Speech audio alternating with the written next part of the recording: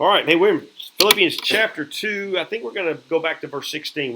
We kind of worked through a couple of verses, but we're going to kind of get a running start and do some of that. And so we've been taking this book a little differently than I've normally taught. Normally I teach more of a what we would call didactic, right? So you break the scriptures down and you do the word studies and you do all of that. And I have done that in this book. But my goal for us is that we would see it as it was really meant to be. It was a letter. This isn't a teaching letter, although Paul, because he is a teacher, can't help but teach. This is a letter of it's just a letter like you would send your family members, right? You have concerns about them. You have ups and downs about them. Nobody writes letters anymore. My mom used to write letters. She's probably the last letter writer that I knew, but she would write letters and she would want to know how things were and what was going on. And she would weave in that letter some real solid truth, like you need to do, as her son, she never quit doing that, right? But you would get those letters and it would be filled with just goodness. And this is where we are here, and I want us to understand that. And the thing that we're getting into now, I guess these are the thoughts I had going into this after having been kind of pouring myself over this. I wake up every day wanting my life to count these days. Now, in the past, hasn't been, I wish it was, but there are certain times I just wanted my life to, be good, right? And as you get older, it feels like it's less about just trying to really enjoy the life and knowing that it's temporary, right? And that I want my life to count. And so I'm more mindful. I think grandkids have a way of doing that. And Jameson Shirley reminds me, my youngest grandson, of the need to just really leave some things behind, right? Some markers for them. And yesterday I had a great time with Eli, my second oldest grandson, and painful for him probably. I made him get in the car we drove. He's learning how to drive. I think I told you that. So we head out. He's like, I'm a little nervous, Poppy. I'm like, hey, it's cool. We're just going to have a good time, We're not going to worry about anything. And so I'm going to talk a lot because I think it's important that we engage in conversation so you learn how to drive and do other things, right? Because if it's just silent in here, like when you go get your permit, that lady's just sitting there ready to mark, whatever is going on. It's just a little easier. And so we made our way over to Asheville and stopped in to see Jameson, and we made some runs, right? I made him get on the interstate, petrified of the interstate. He's like, I don't know if I said, you're going to do it. You can do it and you're going to, because that's just the whole part of the deal. And here's what's going to happen. So we pulled off the side of the road, and I'm giving him all the instructions, right? You're going to have the on-ramp is not for you to just kind of slow roll into there. If those kind of people make all of us who drive really mad, you should be up to speed by the time you get into that lane. So I'm trying to teach him all these things. I said, and if you're going to be in this lane, you may freak out, but you can't go less than 60. You're gonna cause a lot of you don't have to go 75 or 70, but you can't go less than 60. So I'm giving him all these tips here, and so we're doing all these things, but the whole point of really wanting to spend time with him was just to find out what's going on in that little head of his, right? Because he matters to me, and I want to know where he is spiritually, and so we talk a little bit about that, and I tell him, I don't sound like I'm preaching. He goes, no, Poppy, I like to hear it, and so I'm like, okay, well, I needed that encouragement because I'm getting ready to preach even harder, and so I'm in the process of just making sure he understands the gospel and what it means, and is he, and how does that work, and what is his life goals, and how does he set those things? And it was a powerful time of just hanging out. But so when I get through with it, I'm like, man, I really want that to be helpful for him. But here, I guess my point is what I'm saying is, these days I wake up and I want my life to count. I want to know that I'm making a difference in people's lives. And I think I'm not alone in that, right? I think most of us do. But we get busy if we're not careful, making sure we get our money where it ought to be and everything for the future and everything for the present. And so we get busy doing stuff, right? As opposed to going, I want my life to count. And so when I review this whole thing, you realize that that's all that Paul cared about, was his life counting. That really is it. It came down to that. He understood, I think, more than most of us, that we get one shot through this deal. And every minute counts, right? That's why the statements that he makes in this book are so powerful for me. To live as Christ, to die as gain, right? He's sold out.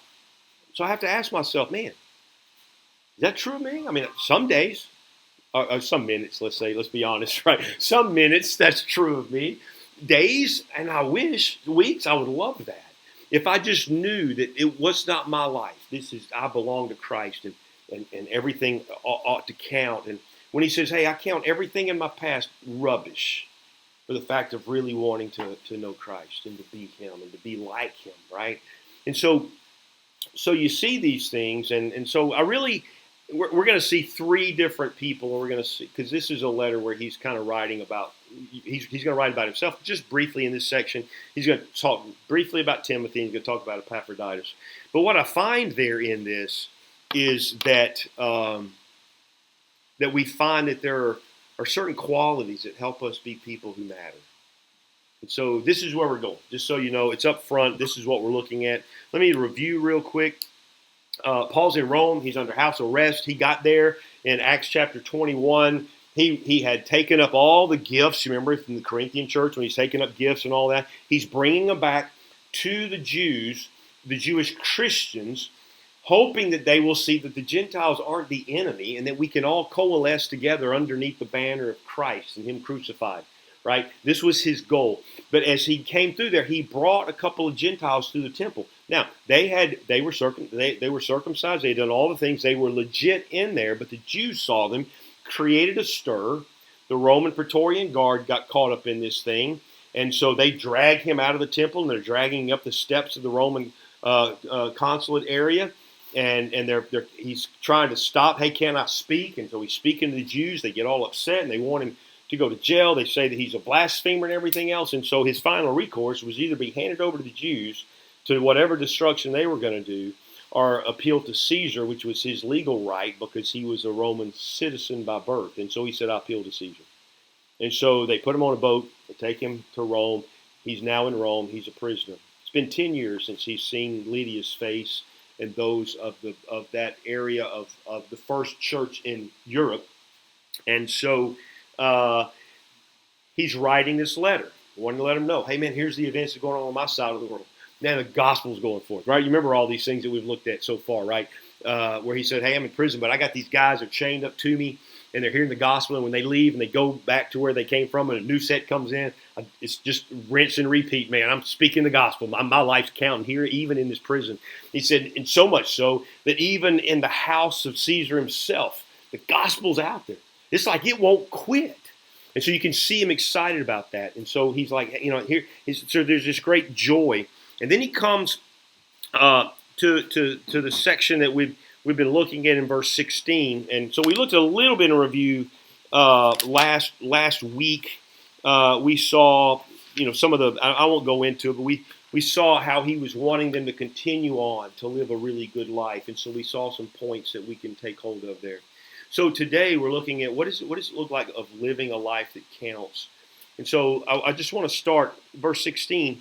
He kind of talks about himself. And so we're going to see him talk about himself and Timothy and Epaphroditus, which I've mentioned already. So here's the thing, right? If we want to make a difference in his life, we want to bring hope. It is the gospel and it alone that can change lives, right? We do know that, right? That it is the true gospel that brings hope. It's that gospel that creeps in, that changes a story, and that story changes a life, and that life changes a family, right? Do we pray, but literally when we pray, what it boils down to is we're asking God to change the future, right? I mean, that's really what we're asking, right? God, will you change the future? And so when you think about the gospel going forth, and you and I live a life that counts, if we can see a life change like that, we change the course of everything. And I've shared the story before, so it's not a mystery to you guys. But we have some friends of ours that we kind of grew up together. She had 4 boys, and her husband wasn't really a believer. Came to Christ. She had some sons. She definitely loved those sons. I loved them deeply. My kids were good friends with them, but there was one, the oldest, who just was dealing drugs and just not interested in the things of God at all. And his dad and I had been working on their house, trying to do an addition for them. And so just because we're friends, he helped me with my house, so I'm helping him with his house. And so Cindy, his mom, said, "Hey man, I really want you to talk to Aaron. I just think his life's a wreck, and it's just it's just terrible where he is." And so I waited on the kid home from school, and he comes in from school, and I start sharing the gospel with him, which is, I mean, I'll do that, right? So we're sitting in the upstairs of this house that we haven't quite finished, but we're sitting in a room up there, and I'm just sharing the gospel with him. Aaron is just looking straight through me, like he's not paying attention at all in my mind. So one of the statements I told him was, I said, "Hey, Aaron, men like you who live like you do, they don't go to heaven when they die." And that breaks my heart. And so I just shared the gospel with him, and I could tell he was cold. So I went home. He had been dealing drugs, and a couple of deals gone bad. He was fearful, sleeping with a gun. His mom didn't know all these things, but it was just one of these. It was just terrible weight. He had a car. He was riding down the road not too long after our conversation. He was just scared to death. He pulled over on the side of the road, opened up his glove box. Don't know what he was going to get originally, but what he ended up pulling out of there was a Gideon Bible.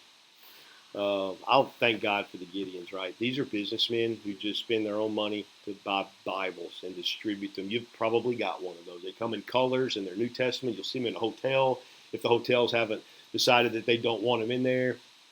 And so he pulled that out, and he prayed the prayer in the back of that, and then he called me. And this man said, "I could not get out of my head the fact that you said people who live like me don't go to heaven when they die." And he said, "I prayed that prayer in the back of that book." He got in his car that afternoon and went up. What's that road? Goodner Mountain. He went up Goodner Mountain Road. Back then, Goodner Mountain Road was kind of the only way to get from here to Argo. And off of it, there would be these little dirt trails. And in those dirt trails would be little campfires. And in every one of those dirt trails was like a drug dealer's paradise, because this is where kids would go to get away from mom and dad and then hang out there, and you'd just go sell all you wanted to. And this day he pulls up, and I guess they're assuming he's got drugs with him and he's got the gospel with him. He begins to share Christ at every one of those campsites. He loses every friend he had. And but still, here's what I want you to understand. I want you to understand that the gospel of Christ has the ability to take a life that's a wreck and transform it, right? If you knew my friend Aaron today, he works at Jefferson County Sheriff's Department. He's been a narcotics officer for a long time. Now he's gotten back to the beat. He's got a wife. He's got some great kids. And he is a man of God who's an elder in his church, and he's raising some godly kids. And the story I'm telling you is, how do we make a life? How does our life count? We can talk about dollars if that's how you want to do it. We can talk about, what you've done in your professional career. But when it comes down to it, really it comes down to, have we changed lives? And I don't mean, look, you can get motivational speakers who can change lives, right? I don't mean that. I don't mean change your life so that you're now prosperous, although that's a great gift to have. I'm talking about where you have invested in someone so that the gospel has rooted in them so that their life has changed. And that's not the preacher's job. That's our job, right? And so I could tell you story after story of those kind of things. And I just think, man, for our life to count, it's that kind of thing. How many lives have we seen their future shifted because they heard the gospel, either watched us live it or heard us share it, right? And this isn't a gift either. It's not like, well, I don't have the gift of evangelism. This isn't about a gift. This is about you and me. All this is our job. We live the gospel, and it ought to make a difference. And people ought to be going, hey, what's going on here? You don't act like everybody else, right? We have to get back in this game of seeing it this way. I just think it's important that we see it this way. And I want you to see this. It's in the text. I want you to see it. But man, think of some of the recent sex traffickers and killers. Everything we've been reading about. What's happening at the border and all of that stuff going on. What's happening everywhere. Man, what if somebody were to go in there and speak the gospel of some of these sex traffickers, and their future was changed, and because their future was changed, some of these kids that we're seeing lost, and and drug into sex trafficking and slavery and everything would be changed, right? I guess I don't want us to be disconnected from the truths of these things. Jesus really is the answer to everything, right? I mean, I think it was who was the black singer? Andre Crouch, right? Jesus is the answer, right? And I love that song. We were growing up, man. We would sing that song in my house all the time. So here's what I want you to see. We're seeing three players who are doing that. And so in Philippians chapter 2, I want you to hear Paul as he talks. Just hear what he says. I'm reading out of the New American Standard. I'm going to read the New Living in just a minute, but here it is. Holding firmly to the word of life. Paul's saying, hey, I'm holding firmly to the word of life so that on the day of Christ I can take pride because I did not run in vain nor labor in vain. But even if I am being poured out as a drink offering upon the sacrifice and service of your faith, I rejoice and share my joy with you all.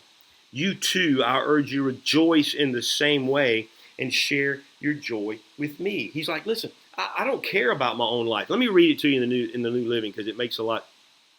He's holding firmly to the word of life then.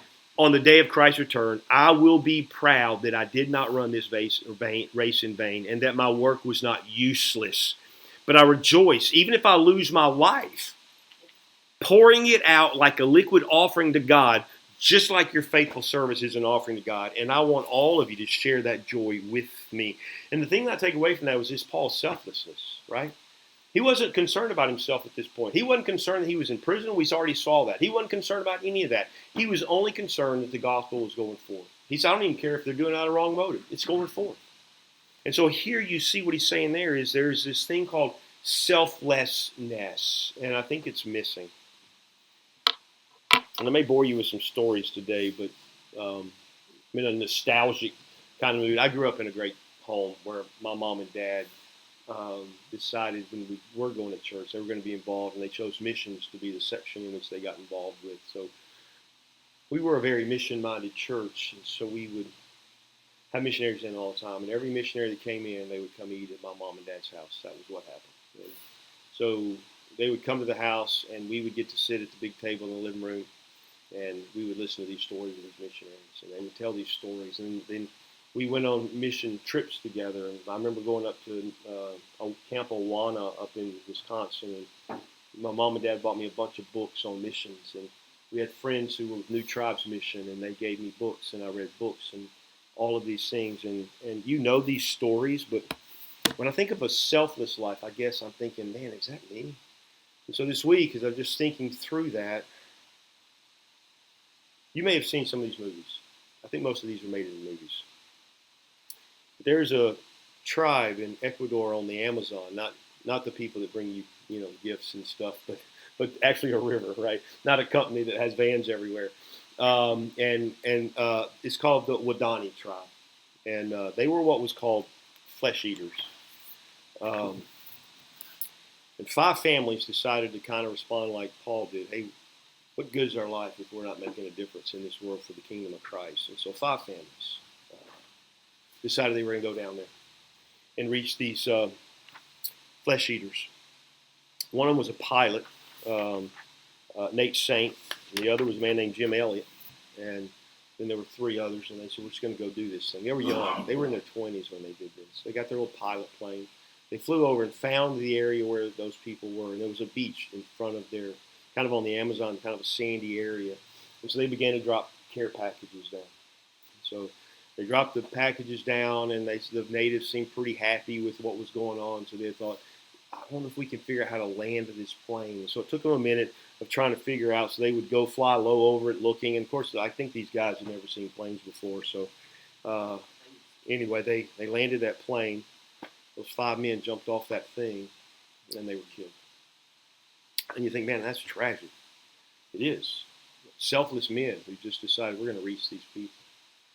And so the mission agency wanted to get the 5 wives to come back, and Elizabeth Elliot, which you may have read some of her writings, she's dead today, but what a godly woman. She said, no, we're staying. And so they began to reach these with the gospel of Christ. The very man who killed Nate Saint came to Christ. Nate had a son named Steve, and Steve grew up in that village with that man and came to realize that that man was the one who killed his father. But as they reunited, and the older man who killed him confessed his sins and all of that, began to see Steve Saint as his grandson, and Steve Saint would refer to him as his grandfather. And it's like this weird, bizarre story that can only happen in the pages of Scripture. And that story, I think you can see, is called the tip of the spear. But I look at that and I think, man, I'm not asking all of us to go sacrifice our lives and die for some cause. I'm simply saying, though, how selfless are we willing to be? This is the question. I'm only asking you these questions. I'm sorry I brought you into the conversation I'm having with myself. So I'm not trying to make any of you feel guilty. I just think, what is that, right? There was another tribe, the Mauk tribe, Papua New Guinea. They were unreached people. They were also flesh eaters. And there's a movie called Ital, which I watched when I was probably 12. And in that story, this group of people went in and they reenacted. They didn't know this was a New Tribes Mission deal. New Tribes Mission didn't go where people had already heard the gospel. They went where there wasn't. And they learned the language. They wrote the scriptures and into that language so they could share it with them. And so in Ital, they came in and they began to act out all the way from the gospel, from the book of Genesis, all the way through this story of the gospel. You can see this film. The natives reenact it for you so that you can see what took place. But when they get to the place where Christ was crucified, you can see them drop to their knees. They're just in turmoil because this was the one that was going to bring the promise. And so they're all in this state of turmoil. You can imagine they've never seen a TV or anything. They're just seeing these people reenact a story, which is how the gospel's always been brought about. And so as they do that, and they come back the next day and they show that the king rose again, you can hear this jubilation of the whole tribe because God had redeemed them, and they all come to Christ.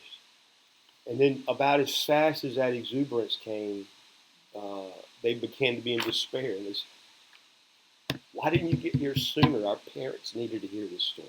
Right? And so you hear, look, these are emotional stories for me, but I want you to hear that tribe is transformed because somebody prayed that God would change their future and then put shoe leather to the prayer, right? That's what it always has to be. And we watched another movie when I was a kid called Peace Child. I don't know if you know that story. Don Richardson is the guy that was a part of this, but it was a tribe in Papua New Guinea. No, not Papua New Guinea. Maybe it was. The highest honor in their deal was betrayal. They loved to betray. They thought that was the greatest thing. So they would try to bring you in, become your friend, and then they would kill you and they would eat you. I know this sounds disgusting, but this is what they would do. And so Don Richardson went in knowing that, befriended these people. And in the middle of all of these things, he found a ritual that took place in this tribe. So if two tribes that were at war with each other wanted to become friends, then one tribe would give their newborn child of that tribe to the other tribe, and that tribe would give one of their new ones to that one. As long as those children lived, they would be at peace. And when Don Richardson heard that story, he knew this was the message that he had to give to them, that God in all creation created the perfect peace child, and he has given him to us. And because of that gospel, that whole tribe and that whole area was resurrected and transformed. Their future was changed because a man willing to go in, knowing that these people were trying to deceive him so as to kill him, and risked it so that he could share the gospel. And then, these are all from my childhood memories, but when I was a kid, 12 maybe, we went to see Nicky Cruz at Huffman Assembly. Maybe I'll get to see Nicky Cruz at Huffman Assembly. Nicky Cruz was a Puerto Rican who was a gang leader in New York. And David Wilkerson was just a preacher who wanted to share the gospel. And so David Wilkerson went up and began to talk straight at Nicky Cruz and tell him what he was doing was wrong. And Nicky Cruz was mad at him, but David wouldn't quit. And so Nicky's doing his thing, selling drugs and killing people and doing all of that. And David Wilkerson keeps coming back, talking to him. And it makes Nicky mad.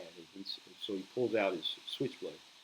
I think the name of the book is The Cross and the Switchblade, because Nicky Cruz pulls out his switchblade and said, "I will cut you every way but Sunday," kind of thing. And David Wilkerson looked at him and said, "Hey, man, you can do that.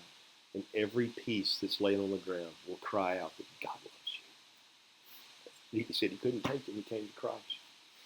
And if you were to hear him, I don't know if he's still living now, but the story, they're powerful, all because one man decided, I'm going to be selfless and not count my life as something worth holding on to, right? I'm just going to go and I'm going to do the thing that matters. And man, I look at that and I think, selflessness, a game changer, right? I mean, think about it. Think about what it would take for you and me, really, even if we just started at home, to know that we just got finished Thanksgiving. I don't know if you had any of those awkward moments with, your relatives for Thanksgiving, like a lot of people do. But, I took the opportunity to share with some people that I hadn't seen in a while the gospel of Christ, and, just remind them of some great stories that they needed to hear, because I want them to know their life counts. And so, anyway, it's just really good. So let's keep going. I'm getting sounds like I'm not really preaching anymore. So that was Paul. Timothy, he's going to speak about him, and he's got this servanthood list. Look at what he says, verse 19. "But I hope in the Lord Jesus to send Timothy to you shortly, so that I also may be encouraged when I learn of your condition." So Paul's like, "Hey, man, I want you to know, here I am. I'm stuck here right now, and my life's being poured out as a drink offering, and I don't care. It's gonna help you. I'm cool. I will gladly pour out my life." There's that selflessness. And then he said, now he speaks to Timothy, and he goes, "Hey, listen, but Timothy, he's my servant.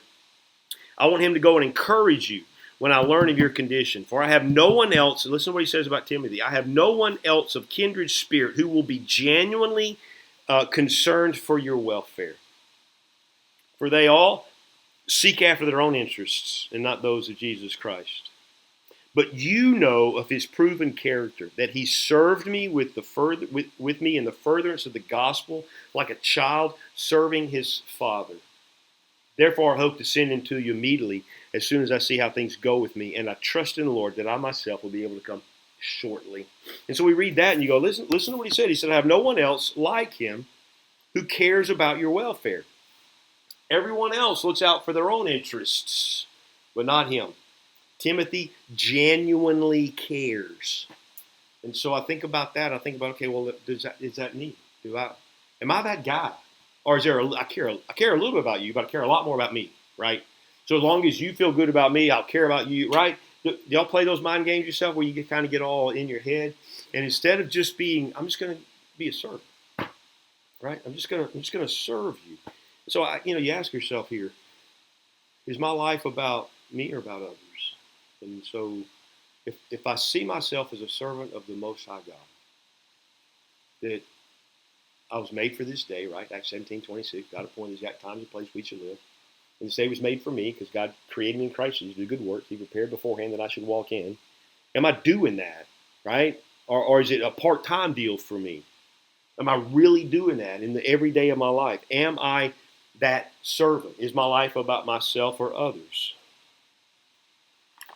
And I think we have a lot of bystanders in life these days, right? I don't want to be a bystander. I guess that's what I'm saying. We had that guy that just went through a trial because the guy jumped on the subway, and he's trying to do his thing, and he gets just ripped apart because of that. Then you see others who, instead of helping, they're just going to be over there with their phone filming it so they can kind of stream it. We're more concerned about streaming than serving, right? It feels like let's just watch and see if I can go viral with something. Somebody's getting pummeled to death by something else, and so I look at these things and I think, man, I don't want to be passive. I want to be a servant. I want to be in the game. I want to I want God Most High to know if He gives me a task, I'm going to do that task. So I think you're like that too. So I just want to remind us that these things that he writes in this letter remind us of these things. And then he gives us one more. It's Epaphroditus. Look what he says about him. But I thought it necessary to send you Epaphroditus, my brother and fellow worker and fellow soldier. Listen to what he's calling him. Fellow brother, fellow worker, fellow soldier, who is also your messenger and ministry to my need. He was also your servant. He came here because you sent him with money and to make sure I was okay. And then he says this, because he was longing for you all and was distressed because you heard that he was sick. He's like, man, I want to go back. He had been sick. Remember, he got there and he got sick almost to the point of death. Verse 27, he says, for indeed he was sick to the point of death, but God had mercy on him, and not only him, but also on me, so that I would not have sorrow upon sorrow. He's like, I thought the guy was going to die, but God was gracious to him and to me. And he says, therefore I have sent him all the more eagerly, so that when you see him again, you may rejoice, and I may be less concerned about you. Receive him then in the Lord with all joy, and hold people like him in high regard, because he came close to death for the work of Christ, risking his life to compensate for your absence in service to me. And I see in that like like the suffering servant almost, right? So there's selflessness in Paul, there's servant hardness in Timothy, and there's this. He's willing to suffer for the sake of the gospel. This is what Epaphroditus is going to do. And so, man, I just look at these things and I think, for our life to truly count, really, whether it's I run in several circles like I know you do, right? I have work, I have home, and then I have just relationships and other things. I guess I'm asking myself in those areas, if I were to rate myself, how am I at selflessness in those three areas? And I don't necessarily, I could fudge it and go, I'm pretty good. But if I start really thinking, I'm like, I stinketh much in a lot of these areas. How about, so how about at home? How am I doing there? How am I doing it at home? In this area, being selfless and being a servant and suffering for, like risking, willing to sacrifice myself to do those things. And the same thing in relationships. I start thinking, whose life could I impact and change their future if I would just be a little more like that? So, kind of a hard topic on this Thanksgiving weekend, but and what if we just didn't make excuses and we just said, I'm going to be those three things? I think it would be a game changer. That's the conversation today. Tammy said we play a Christmas song because it's now December 1st, so have a Christmas song for us to sing our way out to, and it's Janice's favorite singer right now.